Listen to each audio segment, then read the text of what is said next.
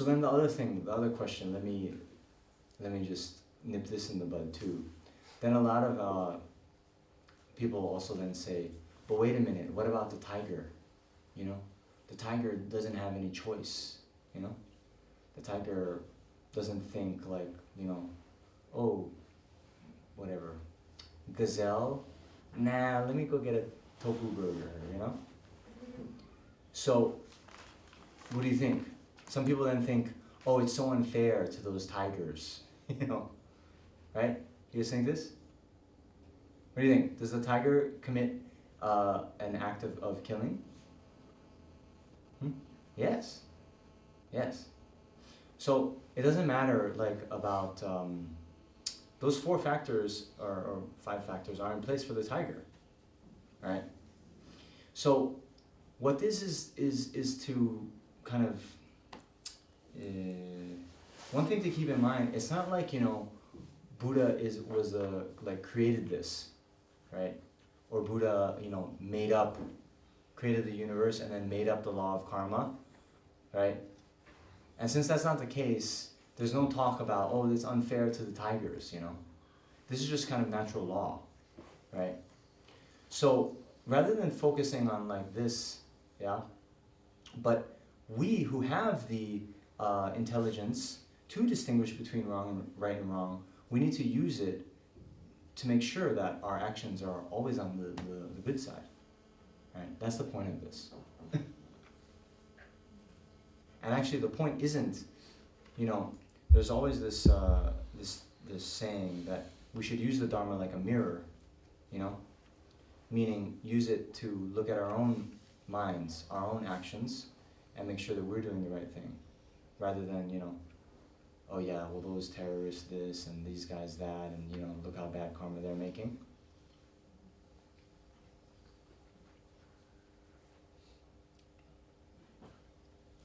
Okay? Next. Yes. Sorry, what was your name again? Apolina. Apolina. Apolina. Yes. Mm. My question is, like, some places are considered lucky and some unlucky. Some what is considered lucky? Some places, they're considered to be lucky, some are considered to be unlucky by people. Okay. So is it the place or is it the person's karma that takes them to such a place and where they have either good luck or bad luck? Which is it? Okay. Some Places. Yes. like Are considered lucky. Suppose say a town or a city may be considered lucky to some because they see growth in it. They are successful in it. okay, Some okay. places where, you know, they are very unsuccessful, bad things and all happen. So is it the place or is it the person's karma that takes them to such a place? Yeah. You know what I've noticed about, thank you, sorry. Well, you know what I've noticed about a lot of your questions, all of you, you give me a, is it this or that, when it's actually both, you know? So, this is what we're saying, with environmental effects, right? There is the collective karma of places. So, like, the environmental effect of killing is that you're born in a place where there's a lot of war and the soil is not fertile and, you know, it doesn't rain at the right times, all these things, right? But the karmic effect of, you know, saving life, preserving life, then you're born in a place where there's abundance and crops growing at the right time and all these kinds of things, right? So those people who are then born in that place, they all have then been you know, diligent in their past life about protecting life and you know, offering food and sustaining the lives of others. So they're born in that place, yeah, and then they also are experiencing you know, goodness from that. So the answer is both, not or. Yes. Yeah. But you see, even in a place, right, there can be, you know, quote unquote unlucky people in a lucky place, right? So it's not just that, unfortunately, it's not just as easy as like everyone in, where do you like, everyone in Switzerland is like, you know, extremely well off, right?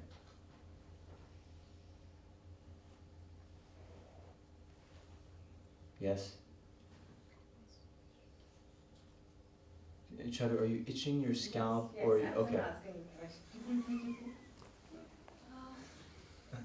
It's just a very brief question, I won't take up much time. It's just that my old, actually it's an observation, it's my I feel that the extent to which your dharma practice, you're successful in this lifetime, if you've created karmic seeds in earlier lifetime, you'll be more successful. Otherwise, maybe you're planting fresh seeds. And so the effect may not be seen now, but maybe in some future life.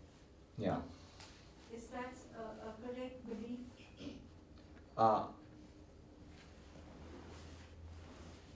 I'll give it a qualified yes. Okay.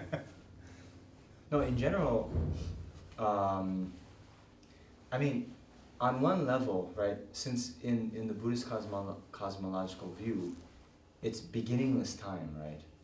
Right? So actually everyone, every sentient being, even the ants, or even the worst people we can think of, have created some roots of virtue in the past, okay? So definitely at one point even, they have, you know, met a Buddha, for example, and, you know, whatever, been generous, observed pure ethical discipline, was patient, did all these things, right? So, everyone has roots of virtue, okay? But these roots of virtue then, due to other kind of karmic situations in the environment and so forth, some can be fostered and therefore grow and be developed, and some they don't meet with the right conditions to develop in this life, right? So I was saying this in the break earlier, but I think they've left, so I'll say it again. But and this just goes to show that we need to be very. This is why we dedicate our merit at the end of sessions, yeah, because it's not just enough. We need like so many different things to come together for our life to be like optimal for Dharma practice, right? We need to have a sound body and mind, enough resources to you know, take a day to come and sit here and listen to teachings, yeah? We need to have access to the teachings. We need to you know, speak a language that the teachings are existing in, you know? We need to have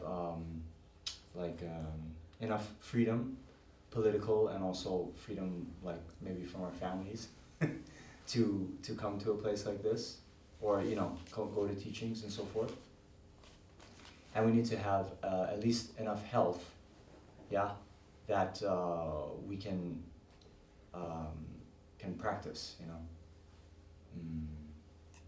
So if we don't have all these things, kind of all the stars sort of aligned, then it can be very difficult for us. Which is why when we dedicate not only for the quick enlightenment of all sentient beings, but also that, you know, in the future we meet and are guided by perfectly qualified gurus, that we are able to fulfill their wishes and practice as they have taught us, you know, and have a succession of lives in which we're able to do that. Yes? In the forenoon session, we basically talked to one is the healing and other one is the death. Now, the question in the case of the healing, who is getting healed and what is that which is really healing, and how this mechanics or the process of healing is really taking place. Both when we're really talking about the mind and the body. What is that? I mean, if my shirt is dirty, I know that my shirt is dirty. Yeah. I wash that, I use the detergent, and it wipes out all the dirt there. Yeah. So, all this delusion in the mind which is really there. They are like the dirt. Mm. So now we are saying that okay, this can be healed. Yeah, Essentially, this can be cleansed off. yeah, yeah. So what is that which is really cleansing it? Okay. What is that? Okay. And how this mechanics is really taking place? Good question. So there are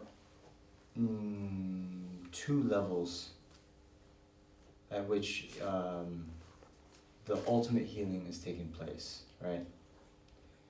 So one is we've collected negative karma in the past, right?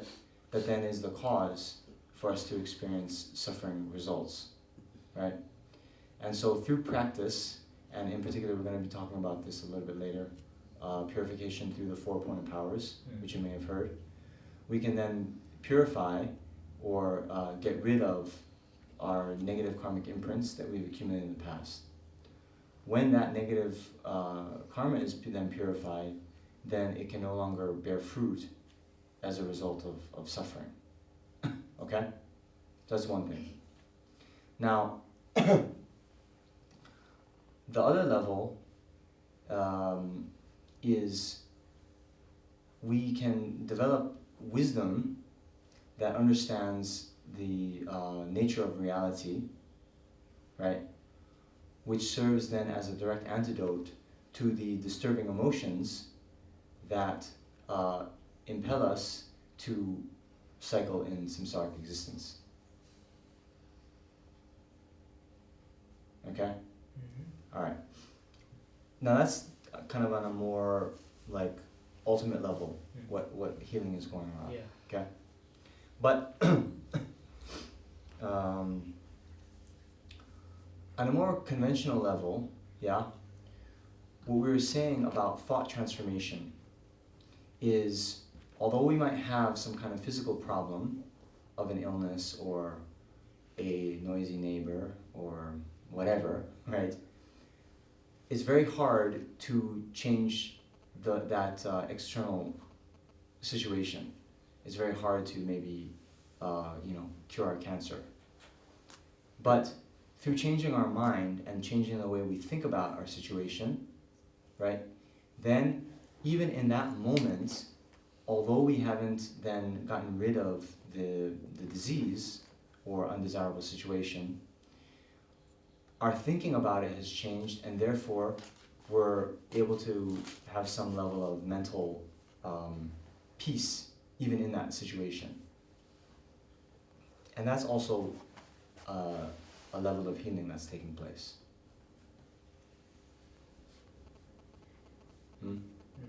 Yeah, healing the mind. We cannot cure the disease. No, see, That is. we can cure the disease, Okay. but that might be, it's more difficult, right? It might take some more time, and maybe we can't, right? Group healing can do Yeah. that. But what I'm saying is, see, the mind creates our reality on two levels, okay? When we're talking about karma, the mind that we have now then makes us do actions that then ripen as suffering or pleasant results in the future, right? But even in this state, right, the same situation, depending on how we look at it, we can create our own reality, right? Like,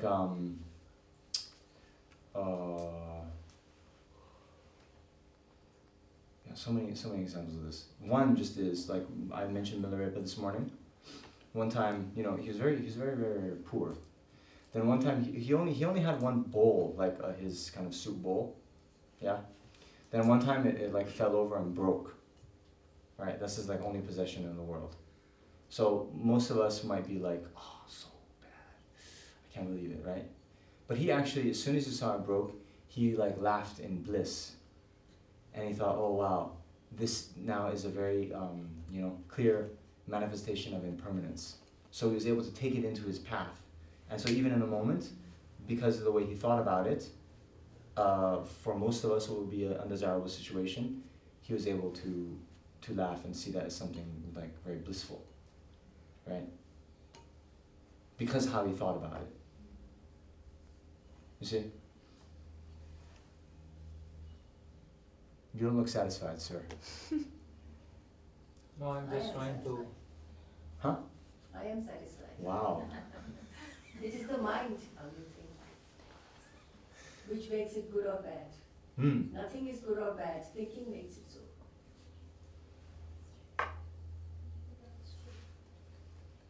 Yeah, so?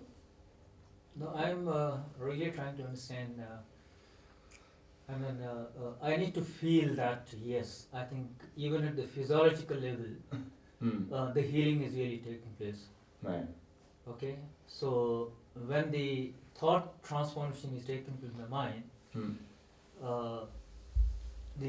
at the physical level also, Yeah. the change has to really take place. Yes. Yes. Because the Yes. mind and the body, they are connected, Yeah. and Okay. certain things which are really blocking the mind, it has a place in the body also. Yeah. So the body tightness of that mental blocking also needs to be released. Right. So that correlation, Hmm. that process, Yeah. how does it really take place? Hmm. Because I need to feel that, yes, I think Yeah. from my body, this tightness has gone away. Yeah. And quite a few people, they really talk that, okay, the different pains have a different location in the body, physiologically. Right. Right. I see. Now, I'm not going to be able to satisfy you so much with that, right? But just some things for you to think about. Like,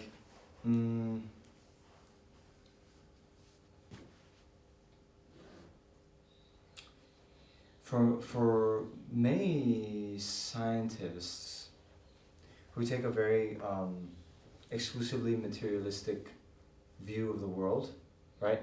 Meaning there's no mind separate from the brain. Okay, many scientists kind of think like this, right? Okay, that's one thing. Okay, here in the Buddhist view, it's not that. Yeah, there is a immaterial mind that is separate from the brain. Okay, so actually, some things to just think about is, you know, the placebo effect. The placebo effect is demonstrated, you know, to exist, which just means, right? If you have whatever, the person who had migraine headaches, you know, and I say to them, like, look, okay, I have this very blessed pill from His Holiness that will cure migraine headaches, and I give it to, you know, the mind just thinking that this is going to heal has an effect in healing, right? Yeah. So there's like the way we think, yeah, with our mind, then also has a causal effect on the physical. That way of causation, you know. Whereas many materialistic scientists, they just think, okay, well, now there's these electrons are firing in the brain, and then, okay, pleasure comes. They think of the causality in that way. But here, there's causality going the other way. You see? You with me? Okay. So, now, where that actually happens and so forth, okay. In here, there was one thing I saw. I'll just give you okay. There's a book called Uncommon Wisdom by Fritjof Capra. Okay. Then he's interviewing a lot of doctors and psychologists about cancer, and then in their research, I'm just quoting something here. They concluded that the source of cancer lies in negative attitudes, and that it can be cured by generating positive attitudes. Anyway, but the point is, I mean, there is now a lot of like scientific research that shows that people who meditate, it does have an effect on their, you know, immune system and their blood pressure and all these kinds of things, you know. So, yeah, but like on a more kind of granular level, it's hard to say.